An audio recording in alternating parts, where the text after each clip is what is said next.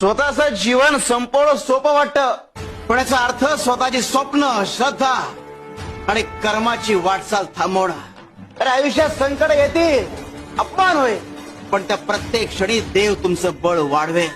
अरे शरीर, मन, आत्मा ही सगळी परमेश्वराची देणगी आहे, आणि आत्मघात म्हणजे परमेश्वराच्या कृपेचा अवमान। जिथे संकट सहन करण्याची ताकद आहे तिथे विजय देखील आहे। अरे तुम्हाला वाटेल की तुम्ही हरलात, पण त्या क्षणी देव तुमच्यासाठी एक नवीन दिशा ठरवतो। जीवनाच्या प्रत्येक वळणावर, प्रत्येक अडथळ्यावर जो स्वतःवर विश्वास ठेवतो तोच परमेश्वराला अधिक प्रिय आहे। स्वतःवरचा विश्वास आणि परमेश्वराची कृपा यांची जोड असेल तर आयुष्य शाश्वत होतं। लढा, कारण संघर्षाचं फळ एक कायम गोड असतं, आणि जिथे श्रद्धा तिथे परमेश्वर। शिव हरी शंकर, नमामि शंकर, शिवशंकर शंभो।